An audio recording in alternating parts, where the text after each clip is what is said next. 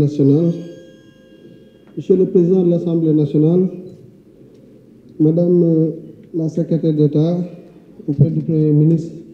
chargé des relations avec les institutions et porte-parole du gouvernement, Mesdames, Messieurs, honorables députés, Mesdames et Messieurs de la presse,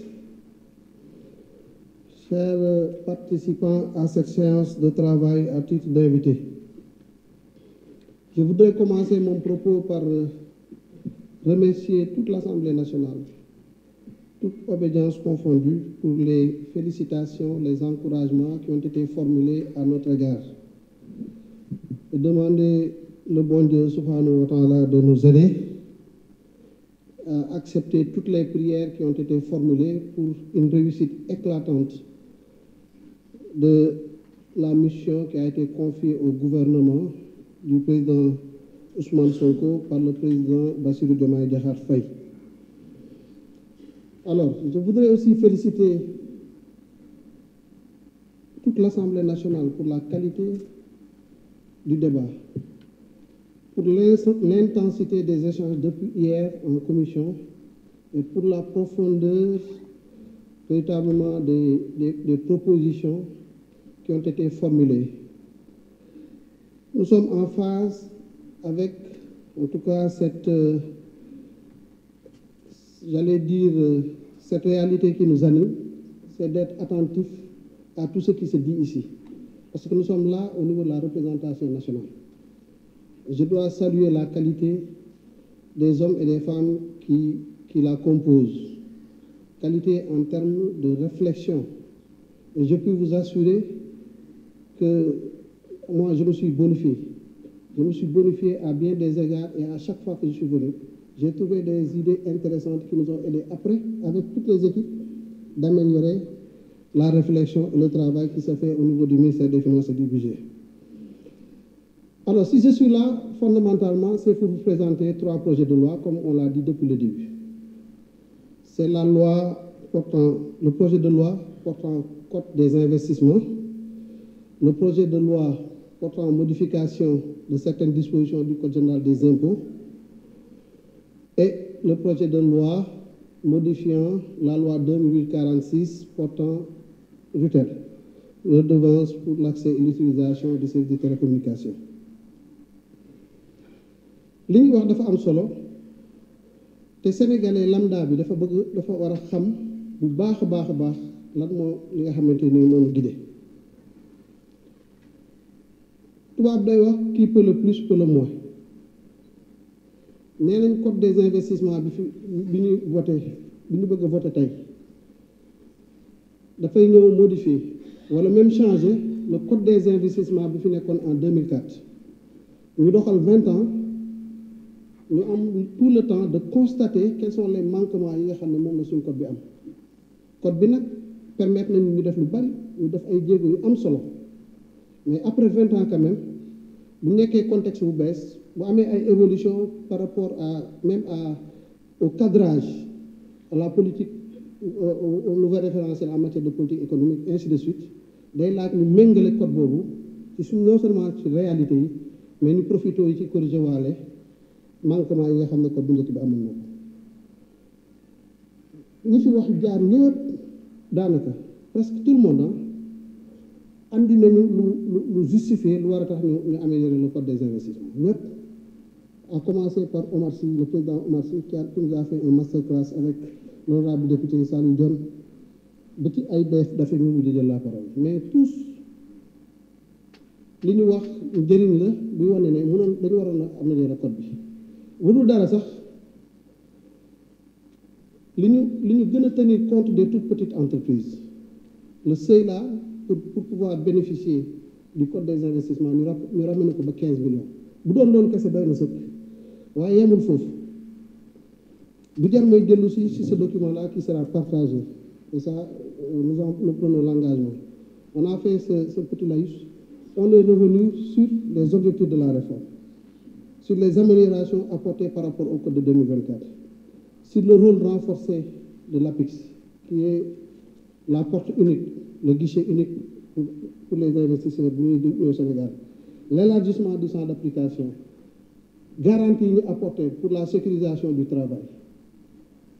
la nouvelle responsabilité sociale de l'investisseur, la dimension environnementale qui a été intégrée, le comité technique de suivi de l'investissement bi honorable député Aïssa Sall doon wax léegi nga xam ne chaque semestre war na produire un rapport sur le degré de respect des obligations par les investisseurs nga xam ne manquement yi daf ñuy permettre ñu corriger et puis sanctionner même s'il le faut. Les sanctions ont été prévues conformément en tout cas aux exigences qui sont demandées et aux avantages qui sont accordés aux investisseurs loolu lépp nag wax dëgg yàlla su fekkee ne dañ ne code bi amu ko woon te bu bees bi am na ko même bu fekkee ne mën nañu wax ne am na yeneen waaye dama yaakaar ne dañu war a voter kon code boobu parce que da nga naan li fi nekk la ba pare yokk ci lii donc de ce point de vue là c'est clair foofu rek doy na sëkk pour mën a leen je vous demande solennellement de voter ce nouveau code des investissements parce que ay dafa wax na ko léegi aussi nous allons en octobre vers l'organisation du forum Invest in Sénégal ñu yaakaar toute la communauté financière internationale la communauté des investisseurs war a ñëw suñu réew ñu am lu ñu war a dolli ci li fi nekkoon ci wàllu cadre d'investissement en termes d'incitation en termes de cadre. Oui, nous allons continuer à améliorer dans les messages, dans les comportements, et c'est ça naturellement ce que nous devons faire, nous allons le faire. Et ça, je trouve que c'est des contributions qui ne sont pas tombées dans l'oreille d'un sourd. Bu ñu jógee ci loolu ñu andi projet de loi portant modification de certaines dispositions du code général des impôts. Dispositions yooyu lan la l'honorable député mon ami Adama Diallo ñu ngi doon wax ci suba ci wàllu diine ci carte les jeux de hasard ñu wax ci tabac muqi mi ngi doon wax ci sàngara alcool mu andi côté diine bi nous sommes dans une république laïque certes mais composée quand même à plus de 95% de croyants. Et je crois que toutes les croyances yi nekk Sénégal yi ñu xam yëpp ci yi ma fi lim am nañ ci gis-gis boo xam ne jàppuñ ne lu gën la en termes de comportement pour les populations muy diine boo mënti jël nag ñu ne Sénégal nekk na ci contexte boo xam ne am na ay jafe-jafe ñu war a am ay actions yoo xam ne buñ ko jëlul ñun ñëpp dinañ ko rëccu c'est la vérité